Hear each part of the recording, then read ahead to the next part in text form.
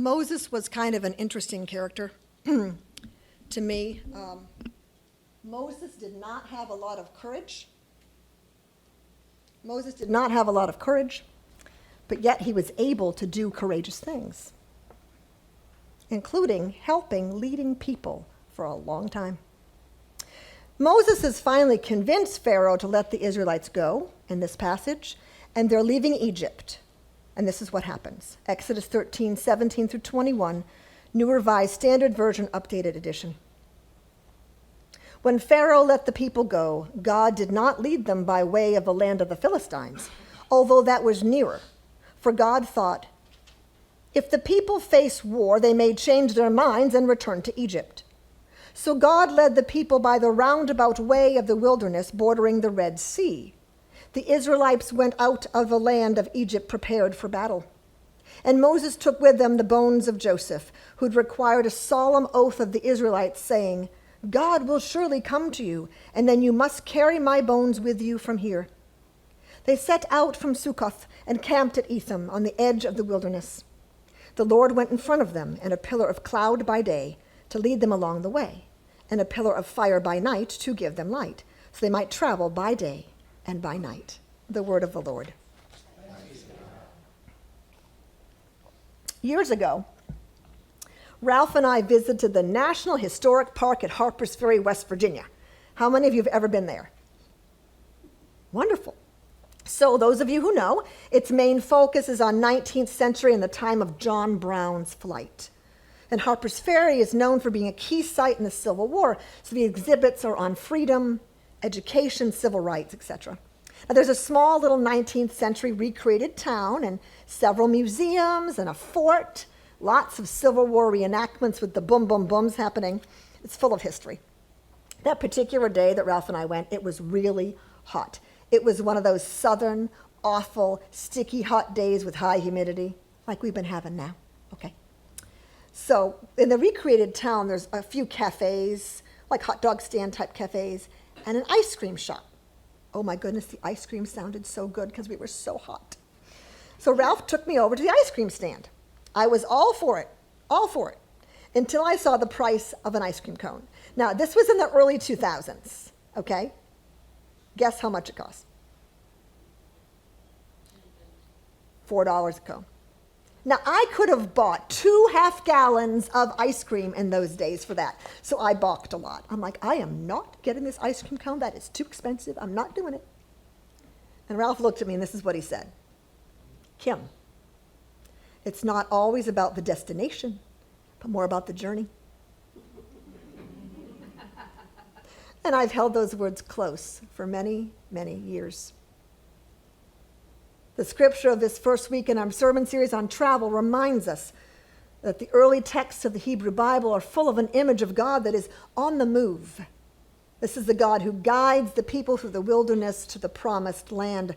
And the author of Exodus explains that the people were led not by the shortest route, but by the safest route.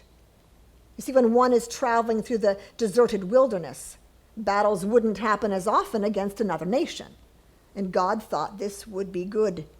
He designed a way to guide them through this wilderness with a pillar of cloud by day and a pillar of fire by night. They can physically see God with them and are guided every day by God's goodness. This doesn't mean they didn't balk about the journey. In fact, they balked quite a lot. And to Moses, they say, "Why have you brought us out here to die in the desert? At least there was food and water back in Egypt, even if we were slaves."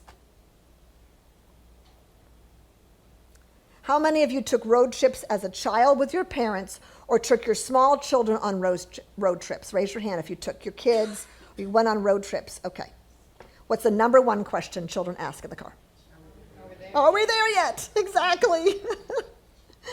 It's true. Now, this sermon series that we're going to be in draws in the experts on travel. How many of you have ever heard of Rick Steves? Okay, so Rick Steves, for those of you who don't know, is a travel guide. He's featured on PBS, and he shares insights on how to travel and how to make the most of every trip we take. And I recently discovered that he has a philosophy about travel as a Christian Lutheran. He believes strongly that travel is a spiritual act, that being on the road is actually being in church. Travel is church and worship. He feels that travel helps us to develop honesty, authenticity, and to become more tolerant of other people. The road can become our church.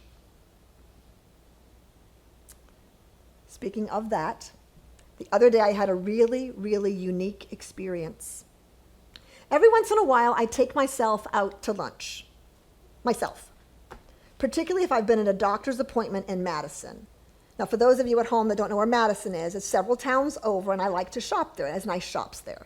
So occasionally, I'll schedule the appointments in the morning and then shop, and then take myself to lunch alone. Last week, I finished a doctor's appointment in Madison and went to a restaurant that I knew about that served nice salads. You order up front, and they make it in front of you. You've seen that. And then you take your lunch to either a table inside or outside. They had outdoor seating. When I was approaching the counter to make my order, a young woman with an employee badge from a local aerospace company also approached the counter and told me to go ahead because she was having a hard time deciding. Well, I was too, right? And so we were looking at the menu together, and we both decided that, those pre-planned salads probably weren't what we wanted, and we were both going to just make an a la carte salad. So we just chatted a bit. Then she went through the line, and so did I. I paid for my salad, and I decided to sit outside in the covered table area to eat. There was no one else around. The woman I'd been chatting with then left the indoor dining area and sat her salad down on an outside table to go through her purse to get her keys to leave. And that's when it happened. God made me bold. And I said to her, "Hi, would you like to join me for lunch? I'd love to share a meal with you." And she stared at me kind of shocked, right? She was much younger than I was, of a different race, and in this southern town, she'd probably never been asked by a complete stranger who was white to eat with her. And there was a pause, and she looked at me long and hard, then had a huge smile on her face and said, "Yes, I'd love to join you for lunch." My goodness, that made me so happy. I had sensed a kindred spirit with her while standing in line, and it was true. We exchanged first names, and right away we shared a really nice rapport in that restaurant. We talked about a lot of things, as if we'd known each other a long time. She was insightful and thoughtful. It was a complete joy to share my lunch with her. When our lunch was over, I asked if I could pray for us, with us together. And she reached out her hands to hold mine. And we prayed in that little cafe with an umbrella over our heads and God in our hearts. See, Rick Steves mentioned that he really believes that the roads that we travel on can be church, that travel itself can be a spiritual act, and I believe that. Moses took those chosen people across the desert, guided by God to an unknown place, and it took 40 years. And can you imagine if you were traveling that long and all you were focused on was, are we there yet? Like our children. The idea is to move away from the are we there yet question and to open our eyes to the surprises that can happen on each step along the way. And we affirmed this week in our new sermon series that the first step out the door is the one that counts the most, because without it, the journey isn't going to happen. When we leave home, we can be filled with anticipation and excitement, but we can also be filled with fear about the unknown. When the going got rough in the desert, the Israelites began to pine for Egypt and complain, even though it was a place where they'd been enslaved. Sometimes when we leave the familiar, even when we know that ahead of us could lie a wonderful trip or a good journey prepared by God, it can seem overwhelming. Travel isn't just going to a different state or a new country. When we embark on a new adventure into the unfamiliar, even things like a new job, a new relationship, or even a new travel route, like when we go down to Florida to see my mom, I was going one way, then Fulton recommended like this different way, right? And it was a little scary, and Roger recommended another way, and we decided to just do it. And we saw so many neat things along the way. But newness can add to our anxiety. After we get our bearings, though, further down the road, we often see the advantages, and we learn and grow in ways we could not have if we had not left the comfort zone of the known. And this is where trust and faith come in. At the beginning of the journey, we have to remember that God has always been present, and that will not change. We see this in God's journeying with the Israelites. God guides them by day and by night, as God so too guides us by opening our eyes to the wonder along the way. Remember what Ralph said about the ice cream, Kim. It's not always about the destination, but more about the journey. When I asked the young woman to join me for lunch, I was in a different city, in a space I don't frequent very often, and I was a bit out of my comfort zone lunching alone. Even though I do it, it can be a bit uncomfortable. Yet she said yes, and my world became better for the experience with her. Friends, each of us finds ourselves sometime in life needing to leave the familiar in order to grow and expand our thinking. Beginning a journey often involves leaving home, whether that's a physical place in order to explore another part of the world, or just changing a mindset that keeps us from expanding our spiritual capacity. We don't have to leave our hometown to do that, do we?